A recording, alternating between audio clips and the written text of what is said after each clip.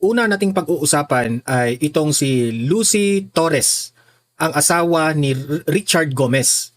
Kasi kung matatandaan po natin, itong si Richard Gomez ay congressman sa Ormoc na isa sa mga pumirma para ma-impeach itong si VP Sara. At nag-post itong si Lucy Torres kasi parang dinedepensahan niya itong si Richard Gomez kasi binabash sila ngayon ng kanilang constituents. Kasi ang kanilang mga constituents, alam kasi nila na itong mga Gomez na ito, itong si Richard Gomez at si Lucy Torres, kilalang kilala po sila na supporters ng mga Duterte. At kung tutuusin, sila po'y nanalo linya sa mga Duterte. Meaning to say, malaki pong factor na nananalo sila sa kanilang pagiging government officials dahil supporter sila ni Duterte. Alam naman po natin gaano kalawak sa Ormoc ang supporters ni VP Sara at ang mga Duterte. Ngayon, nung lumabas na ang mga pangalan kung sino yung mga pumirma sa impeachment doon sa Kamara, ay napag-alaman ng mga taga-Ormoc na itong si Richard Gomez ay pumirma. So meaning to say, ang sabi ng mga constituents nila sa Ormoc, parang tinatrahidor nyo kami, Richard Gomez. Alam na alam mo na ang mga taong bayan sa Ormoc ay maka-Duterte. Isa pa nga doon sa mga argumento ng mga constituents nila ay bakit hindi nyo kami kinonsulta bago ka pumirma?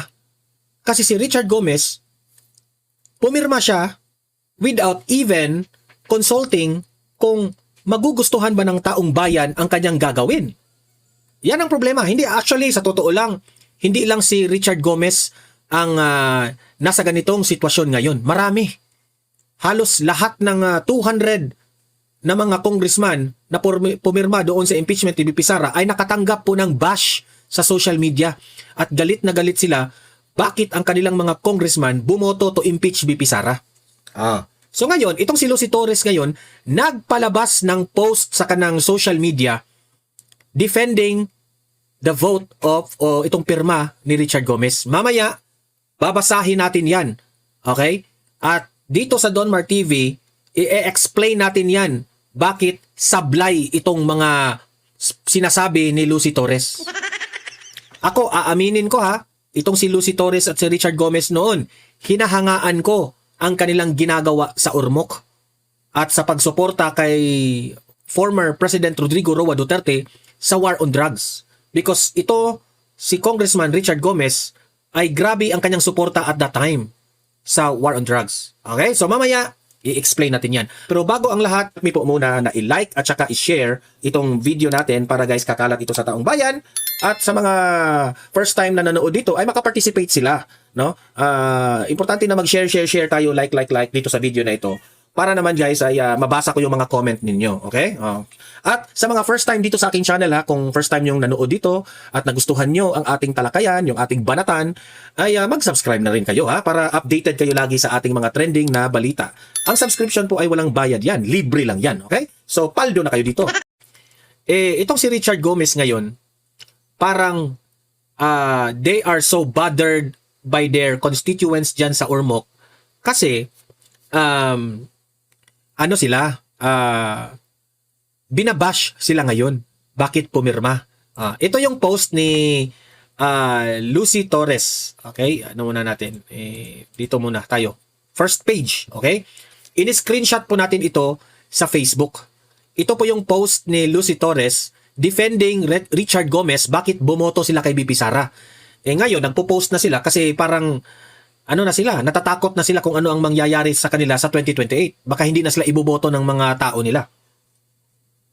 Inom muna tayo ng Coke, guys. Ito. So, in Bisaya po ito, ha? Ang tinuod nga liderato, dili masukod tungod lang sa usa ka issue o usa ka desisyon.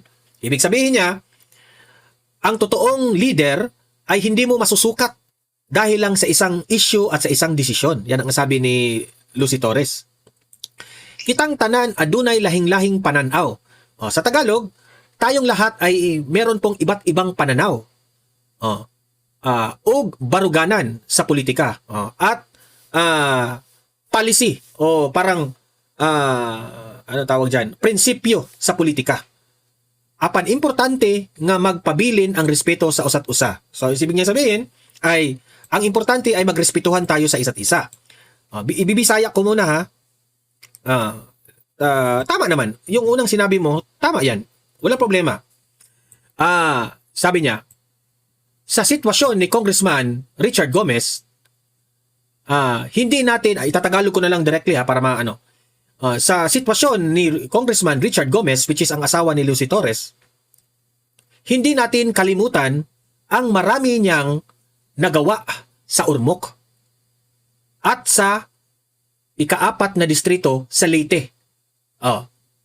Sa loob ng maraming taon niyang pagsiservisyo. Yan ang sabi ni Lucy Torres. Unang-una ma'am, wala kang karapatan para manumbat. O sa Bisaya pa, wala kang karapatan para ibalik sa amin o mamuyboy sa Bisaya. Okay? Bakit mo sasabihin na hindi namin kakalimutan yung mga nagawa ninyo sa Ormoc? That is your work. Trabaho ninyo yan. Bago kayo pumasok sa politika, alam po ninyo na servant po kayo. Trabaho ninyo yan. Hindi po utang namin na magtrabaho kayo. Pinagswiswelduhan namin kayo, taxpayers, kaming taong bayan, at itong mga tax na ito, sweldo po namin yan sa inyo para magtrabaho kayo. So wag kayong manumbat sa amin na marami ang nagawa ni Congressman Richard Gomez sa distrito na ito, bla bla bla bla bla bla. Kasi obligasyon niyo yan, normal yan. Wala kaming utang sa inyo sa mga ginagawa nyo. Kayo yung pumasok sa politika, gawin nyo ang trabaho ninyo. Diba? So dito talaga natin nakikita ang tunay na ugali ni Lucy Torres, ang tunay na ugali ni Richard Gomez. Di ba? Sabi pa niya dito, nakita natin ang kanyang pagpaningkamot, no? Ano pagpaningkamot sa Tagalog? Nakita natin ang kanyang yung nag-strive hard, no? Sa pagpalig-on sa peace and order. Na ano raw? Dahil kay Richard Gomez, gumanda raw ang peace and order sa Ormoc. Hilabi na sa kampanya batok sa illegal nga droga. Sabi ko sa inyo, sumuporta sila dati kay Tatay Digong dito sa illegal drugs, no? Nag-ano talaga, no? Ginawa yan ni Richard Gomez para ma-provide ng peace and order ang kanilang lugar. Pagpaayo sa infrastruktura, in-enumerate na nila dito yung mga nagawa ni Richard Gomez. Nanunumba talaga. Pagpaayo sa infrastructures, sumuporta sa edukasyon at sa sports development, mga youth programs, sa turismo ng Ormoc, at sa mga proyektong nakakatulong sa mga barangay at sa mga ordinaryong pamilya. Yan ang sabi nila. Why do you have to say that? Anong ibig mong sabihin dito, Lucy Torres? Ipinamukha mo sa amin na may utang pa kami sa inyo? Dahil marami kayong nagawa? Trabaho ninyo yan. Marami po ang nakabenepisyo sa kanyang serbisyo sa pagdala niya sa oportunidad ng nasyonal na atensyon sa ating syudad at distrito. Hindi po dapat malilimutan ang kanyang mga mabubuting nagawa dahil lamang sa nag-yes siya. Ang pinatutungkulan dito, ang impeachment sa Kamara kasi pumirma sila ng yes. Posible na ang kanyang desisyon ginabase niya sa kanyang pananaw o sa mas malaking kaayuhan is sa mas malaking kabutihan at sa ating kinabukasan sa Ormoc at sa 4 distrito sa Leyte. At sumala sa iyang prinsipyo, isip ang kanyang liderato. Yan ang sabi niya. No? Ma'am, dahil nag-yes po siya, no? Wala po kaming, actually, ang taong bayan, naiinsulto sila. They feel betrayed. Parang trinahidor ang taong bayan sa pag-yes ninyo. Kasi baka nakalimutan ninyo na bilang isang congressman, representative po kayo. Demokrasya po tayo. So kung ano yung nakakarami, susunod kayo. Kung ano nang sabi ng majority of the Filipino people sa Ormoc, sundin nyo.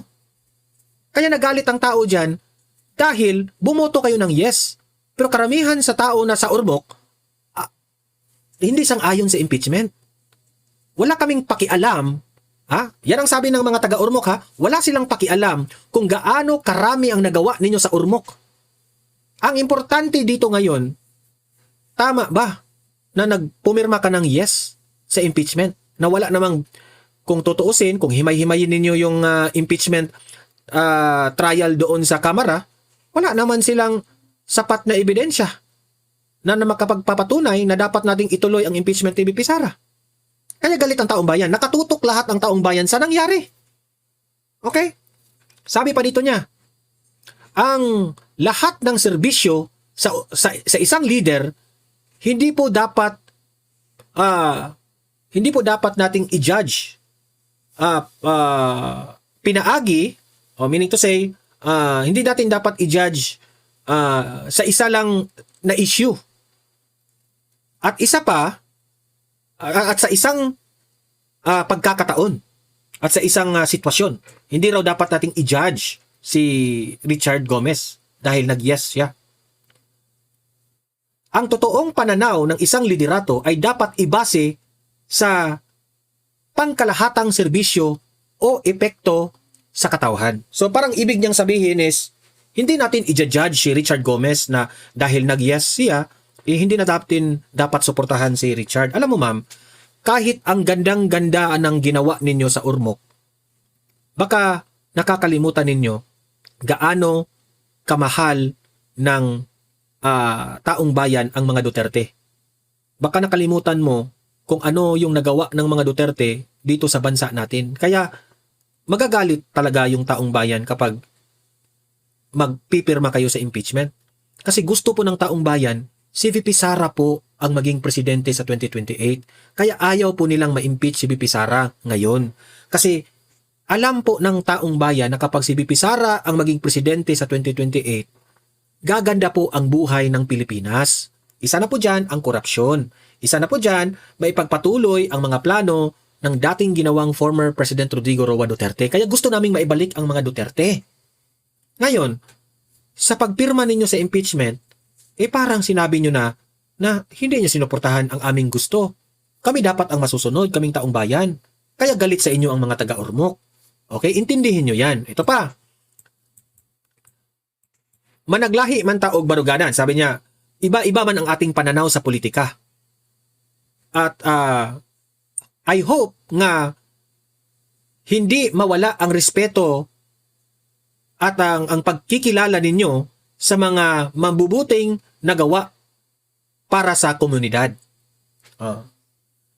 Magpabilin gihapon ko nga solid supporter sa akong mga gituuhan. Parang ibig sabihin niya ay I will always support sa mga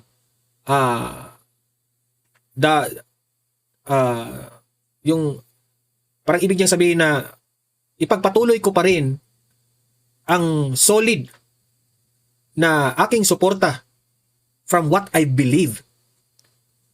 Pero mas gusto ko nga meron pong respeto, fairness, at healthy na diskusyon kesa nagagalit at nananaway o namimersonal na away. Daghang salamat. Maraming salamat. Shine Ormoc, Sidla 4 Distrito, Servicio Gomez in Ormoc City. Yan po. Lahi taog pananaw.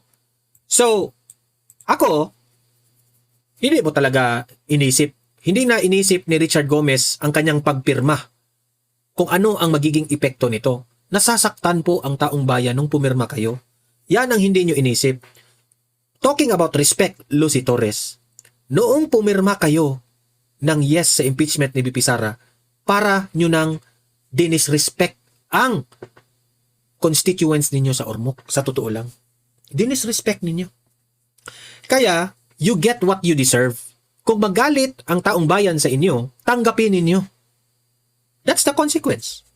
Ngayon, basahin natin ang comment dito, kasi itong aking in-screenshot, talagang page ito ni Lucy Torres. O page ba ito or profile talaga niya?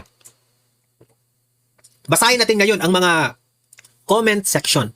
Kasi sa comment section, dito natin makikita kung talagang nagugustuhan man ng taong bayan yung mga pinagsasabi mong rason, Lucy Torres. Okay? Kasi page mo ito eh.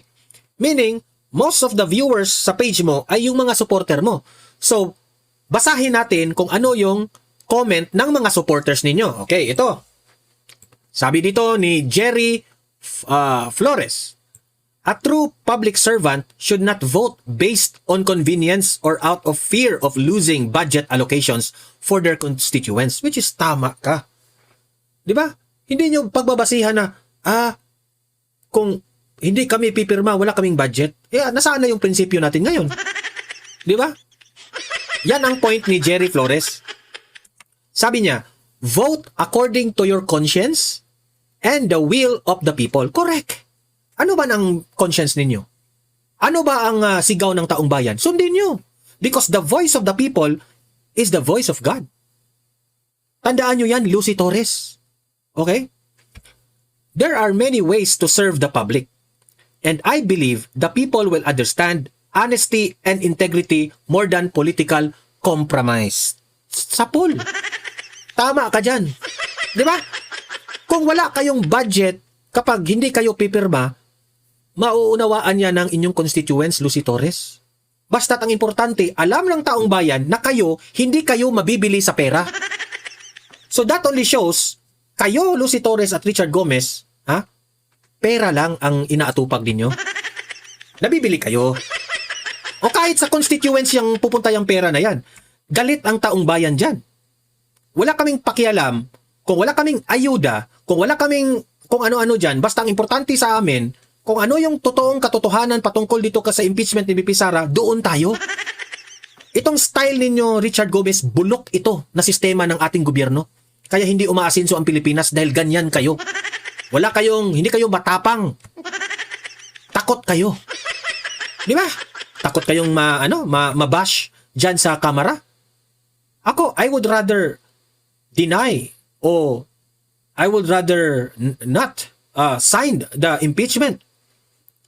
Bahala na kung ibabash ako ng aking mga colleagues sa kamera. Basta't importante, mahal ako ng aking constituents. Kung ano ang boses ng taong bayan, ibibigay ko.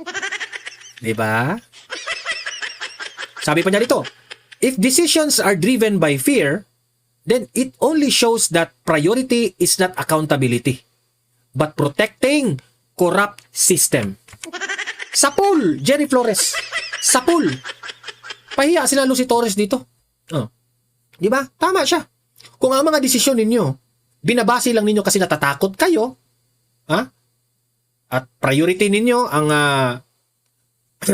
ang mga sarili ninyo, dyan, isipin natin, yung katotohanan dyan. Kasi kung yan lang ang gagawin ninyo, pipirma ako, kasi wala kaming budget, you are just like protecting a corrupt system. Tama itong sinabi ni Jerry Flores. Ito naman ang sabi ni Haven.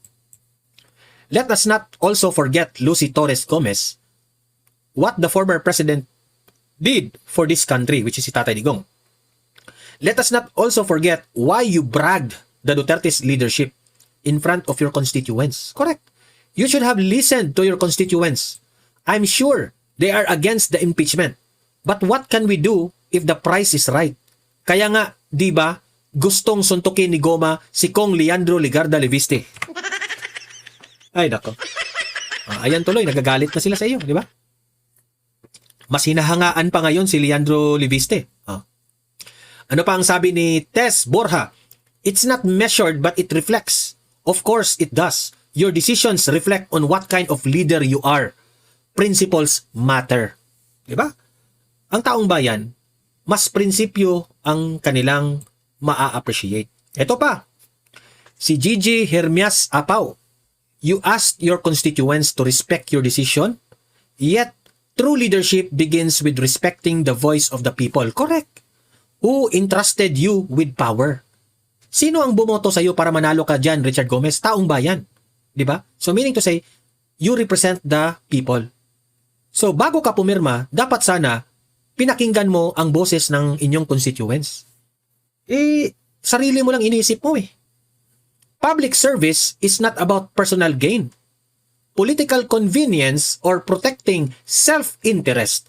It is about integrity, accountability, and genuine concern for the welfare of the people. Correct. Today, many Ormocanons are disappointed because instead of hearing the cry of your constituents, ano bang iniiyak ng constituents? Na wag sana nilang pagbibintangan si VP Sara o i-demolition si VP Sara para lang hindi makatakbo sa 2028. And it shows in the survey that VP Sara is well loved by the Filipino people. You choose the path that appears to favor personal and political interest over public trust. Correct. Yang ginagawa ninyo, Richard Gomez, na pumirma kayo, hindi yan makakalimutan ng inyong constituents. This will be the downfall of your career, of your political career, sa totoo lang.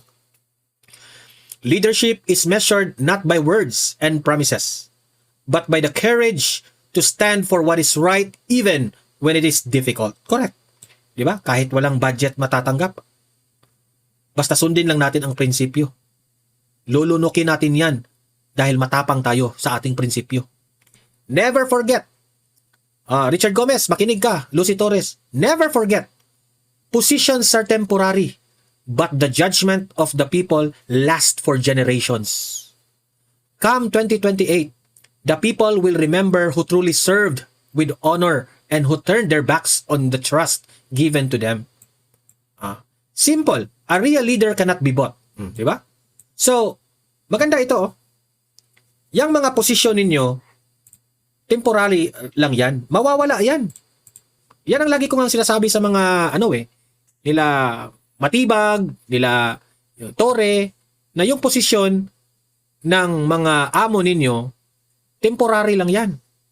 Yung posisyon nyo bilang pulis, hindi kayo binoto ng taong bayan. Kayo po ay magsiservisyo sa taong bayan. Pero anong ginawa ninyo? Mas mas sinusunod pa ninyo yung mga leader ninyo na hindi temporary ang kanilang posisyon.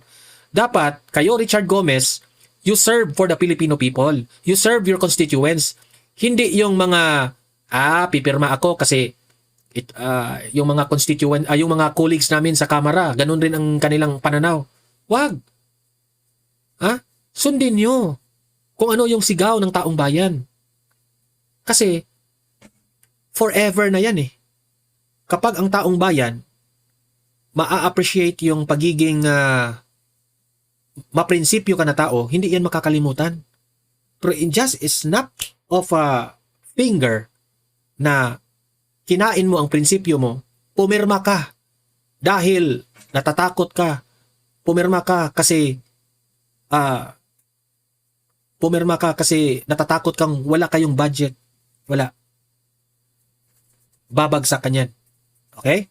Yan ang point dito sa sa topic natin ngayon, okay? So Lucy Torres, you are a loser. Lucy, loser. Loser po yung post mo. At Richard Gomez, magtiis ka sa galit ng inyong constituents. Magtiis ka. Deserve mo yan.